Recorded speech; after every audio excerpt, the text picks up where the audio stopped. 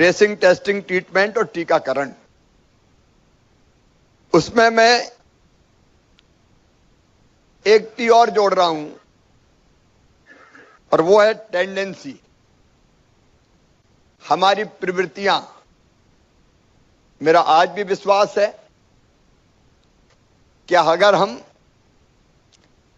Covid appropriate behaviour को अपना लें, मतलब मास्क लगाए बिना ना निकलें, परिवार को ना निकलने दें, सुरक्षित दूरी बनाकर रखें,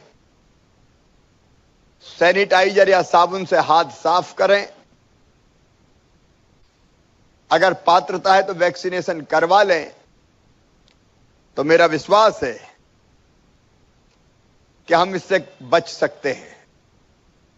इसलिए मेरी सुरक्षा मेरा मास्क, यह अभियान हमने प्रारंभ किया। मैं तो अब एमपी का मतलब बताता हूं। एमपी हमारा मध्य प्रदेश, लेकिन अब एमपी का अर्थ है मास्क पहनो। इस समय यह प्रासंगिक होगा कि मास्क पहनो। मास्क यानी मेरा सुरक्षा कवच, और इसलिए मास्क पहनना जन आंदोलन बने। उसके लिए सड़कों पर भी मैं उतरा, हमारे साथी उतरे, जनता को प्रेरित करने के भरपूर प्रयास किए, और ये जो स्वास्थ्य आग्रह है, ये कार्यक्रम भी किया। कल मैंने बताया था कि दांडी मार्च, दांडी यात्रा कल समाप्त हुई थी, तब हमने स्वास्थ्य आग्रह प्रारंभ किया। हमने एक और उपाय किया है कि अकेला प्रशासन नहीं, समाज लड़े प्रशासन के साथ मिलकर इस बीमारी से। और इसलिए हमने वॉलंटियर्स की भर्ती के लिए आह्वान किया था।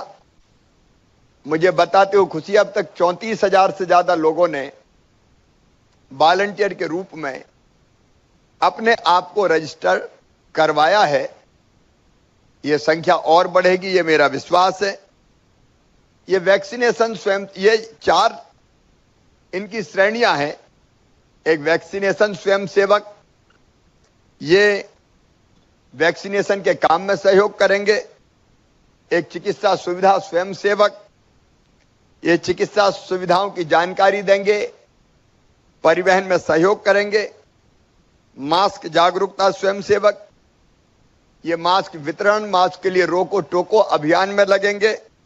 मोहल्ला टोली संगठन स्वयंसेवक, ये होम क्वारंटाइन में मददगार होंगे, संस्थागत क्वारंटाइन में मदद करेंगे, अपनी गली अपने मोहल्ले की जवाबदारी भी लेंगे। मित्रों, जन अभियान परिषद के नेतृत्व में जिला कलेक्टर्स इन वॉलंटियर्स को जिले में एक टीम के रूप में संगठित करेंगे, प्रशिक्षित करेंगे, और कोरोना के खिलाफ लड़ाई में आम जनता के सहयोग के लिए इनको मैदान में उतारेंगे। मुझे पूरा विश्वास है कि कोरोना की लड़ाई में इन वॉलंटियर्स का जो सहयोग मिलेगा वो बहुत उपयोगी होगा। कल से मैं समाज के अलग अलग वर्गों से लगातार बात कर रहा हूं। सबने इस बात का समर्थन किया है कि मास्क नहीं तो बात नहीं, मास्क नहीं तो सामान नहीं। कुछ ने तो कल सुझाव में यह कहा कि मास्क नहीं तो साथ नहीं। ये मास्क का अभियान लगातार गति पकड़ता जा रहा है, और मेरा विश्वास है कि जनता जब इसे अपना लेगी तो यह अपना उद्देश्य पूरा करने में सफल होगा। कल मैंने मध्य प्रदेश के 52 जिलों से ही चर्चा की। अलग अलग धर्मगुरु पूरे प्रदेश में सभी जिलों में आज बैठे थे, उनसे भी चर्चा हुई और जनता की तरफ से कई सुझाव आए।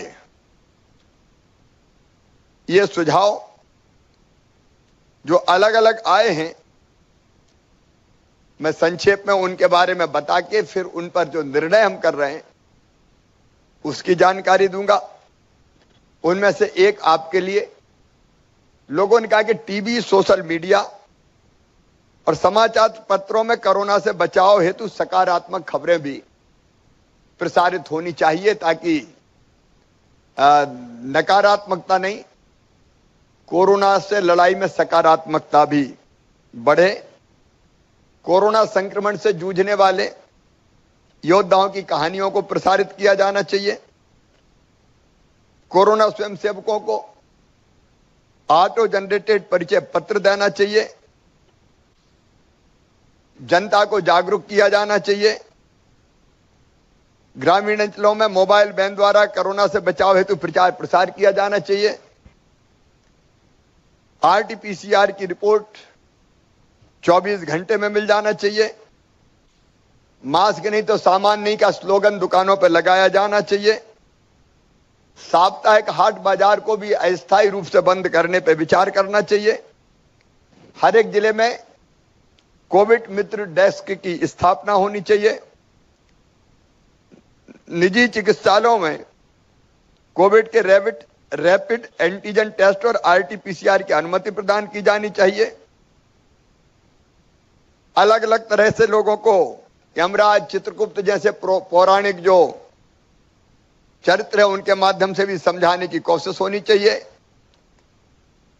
कोरोना पॉजिटिव लेकिन जिनमें सिम्टम नहीं है या बहुत कम सिम्टम लक्षण है, उनके घर पर उपचार का प्रोटोकॉल जारी किया जाना चाहिए।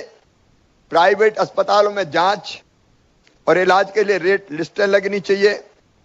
क्षेत्रीय भाषा में भी कोरोना के संक्रमण को रोकने की जागरूकता का प्रचार प्रसार करना चाहिए। अनेकों सुझाव लोगों ने दिए हैं।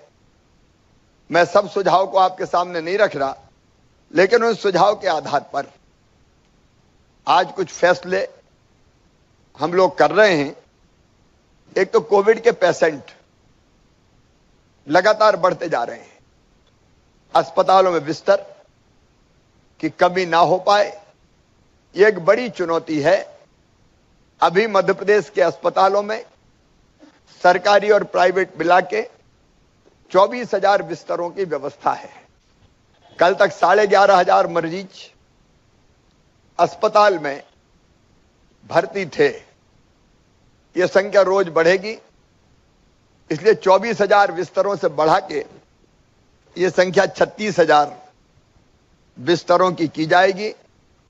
और इसके लिए सरकारी अस्पतालों के साथ साथ हम निजी चिकित्सालयों का भी सहयोग ले रहे हैं। हर वो निजी चिकित्सालय जो कोविड का उपचार कर सकता है वो कुछ बेड आरक्षित करें। कोविड की बीमारी के लिए ये उनको निर्देश और आग्रह दोनों किए जा रहे हैं। निःशुल्क इलाज के लिए भी कम से कम 15,000 बिस्तर उपलब्ध रहे, इसकी हम व्यवस्था कर रहे हैं। और इसके लिए कुछ प्राइवेट अस्पतालों में, जैसे भोपाल में LNCT, दूसरा है पीपुल्स अस्पताल, अब इनमें हम बिस्तर LNCT को तो कोविड डेडिकेटेड अस्पताल के रूप में ही हम बनाएंगे और पीपुल्स में भी बाकी बिस्तर सरकार बुक करेगी ताकि निःशुल्क इलाज हम गरीब और मध्यम वर्गीय भाई बहनों का कर सकें।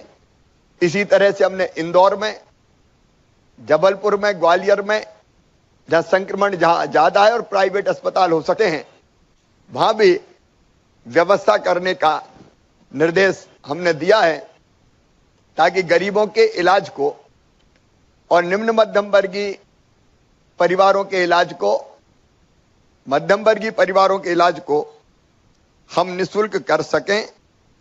फीवर क्लिनिक 720 संचालित करेंगे, अभी किए जा रहे हैं।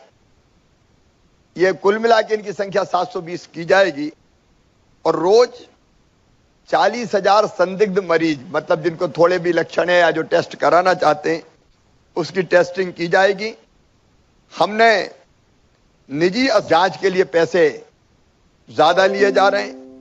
कुछ टेस्टों की तो हमने जांच की दरें तय कर दी है, जैसे आरटीपीसीआर 700 रुपया, रैपिड एंटीजन टेस्ट 300 रुपया, सीटी स्कैन 3000 रुपया, यह अधिकतम सीमा बता रहा हूं।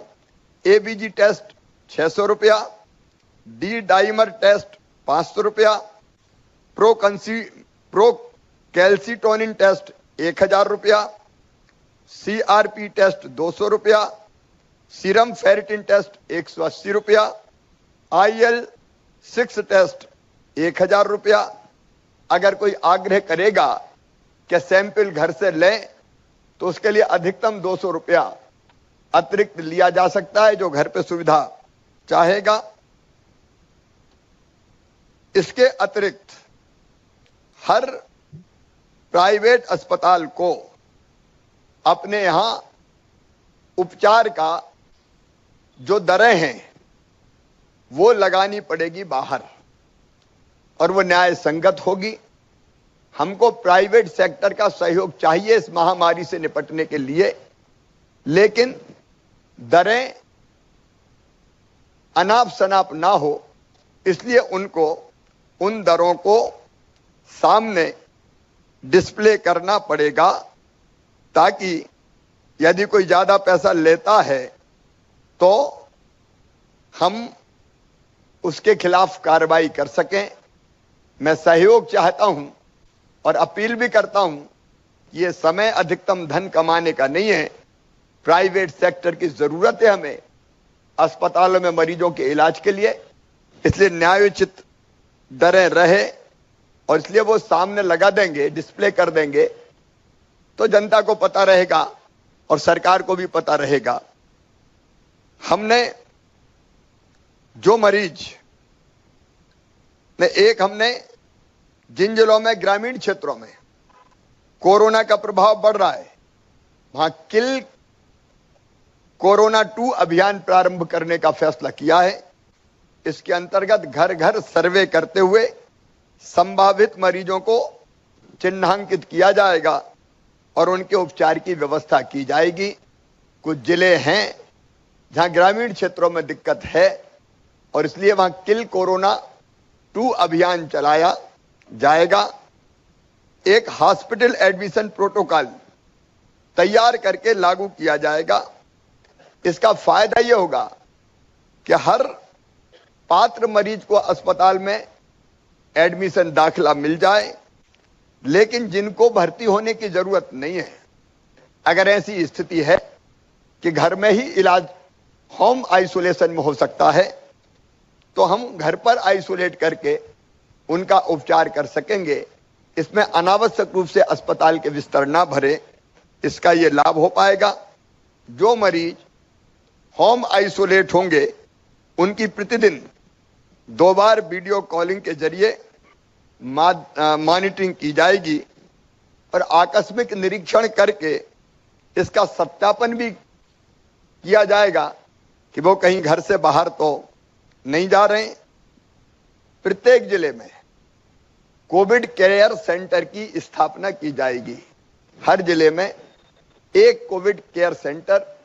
अब जरूरी है इसलिए कि अगर गरीब है और पॉजिटिव है, घर छोटा है, तो घर में रहेगा तो बाकी सबको भी पॉजिटिव कर देगा। और इस बार की बीमारी के लक्षण यह है कि पहले 1-2 पॉजिटिव आते थे तो 2-4-5 नेगेटिव भी आते थे। इस बार अंतर यह आया है कि परिवार के परिवार पॉजिटिव हो जाते हैं, और इसलिए कोविड केयर सेंटर अगर कोई पॉजिटिव है तो उसको रखेंगे तो परिवार के बाकी लोग बच सकेंगे। एक और जनता की तरफ से सुझाव आया है, ये तकलीफ भी है, वो है रेमडेसिविर इंजेक्शन की कमी की और उसकी कीमतों की भी। और इसलिए मैंने आज निर्देश दिए हैं कि एक तो इसके उपयोग के संबंध में एक SOP, एक प्रोटोकॉल निर्धारित किया जाए। डॉक्टर तय करें एक प्रोटोकॉल के तहत किस मरीज को इंजेक्शन लगेगा, कई जगह जरूरत नहीं है और इंजेक्शन लगा रहे हैं, उसकी भी आवश्यकता नहीं है, लेकिन जहां जरूरी है वो इंजेक्शन लगना चाहिए। और इसका अभाव दूर करने के लिए सरकारी स्तर पर इसकी खरीद कर ली जाए, ये निर्देश मैंने आज दिया है, ताकि हम जो गरीब हैं, मध्यम वर्गीय हैं, उनको निःशुल्क इस इंजेक्शन को लगवाने की व्यवस्था कर सकें। आज निर्देश दिए हैं, उसका जो नियम प्रक्रिया थोड़ी होती है वो बनानी पड़ती है, उतना बना के सरकार इसको खरीदेगी, इसका इंतजाम किया जाएगा। मास्क, ऑक्सीजन और दवा की कालाबाजारी और अनावश्यक मूल्य वृद्धि ना हो, इसके लिए भी हम कदम उठाएंगे। जो कोरोना वॉलंटियर्स हैं उनको परिचय पत्र प्रदान किए जाएंगे ताकि वो टीम के साथ जुड़ के ठीक से काम कर सकें। सरकारी और निजी अस्पतालों में बिस्तर की उपलब्धता की रियल टाइम जानकारी आम जनता को हो, ताकि ये पता चल सके कि किस अस्पताल में बिस्तर खाली है। इसकी व्यवस्था भी हम बनाने जा रहे हैं। हम ये भी सुनिश्चित करेंगे कि आयुष्मान भारत योजना के हितग्राहियों का सभी पात्र अस्पतालों में निःशुल्क इलाज सुनिश्चित हो। सभी सरकारी अस्पतालों में आवश्यक दवाएं, चिकित्सा जांच और अमले की उपलब्धता और मॉनिटरिंग करके सुनिश्चित करेंगे। ऑक्सीजन के बारे में कई तरह के संदेह कल चल रहे हैं। मैं आश्वस्त करना चाहता हूं कि हम हर संभव प्रयास कर रहे हैं। ऑक्सीजन की कमी हम नहीं आने देंगे। मित्रों, गरीब को मास्क भी उपलब्ध हो जाए। एक तो मैं ये कहना चाहता हूं कि रोज मास्क बदलने की जरूरत नहीं है। मास्क अगर हम ऐसा बनाते हैं कि धो के फिर इस्तेमाल किया जा सकता है, तो एक मास्क को रोज धो के साबुन से हम इस्तेमाल कर सकते हैं, उपयोग कर सकते हैं। 2 मास्क हो तो हमारा काम चल सकता है, लेकिन गरीबों को निःशुल्क मास्क उपलब्ध हो, इसके लिए हम हमारे जीवन शक्ति योजना के अंतर्गत जो हमारे महिला सेल्फ हेल्प और महिला उद्यमी ग्रुप है, उनसे 10 लाख मास्क बनाने के ऑर्डर अभी दे रहे हैं, ताकि जहां आवश्यकता हो मास्क निःशुल्क भी उपलब्ध करा सकें।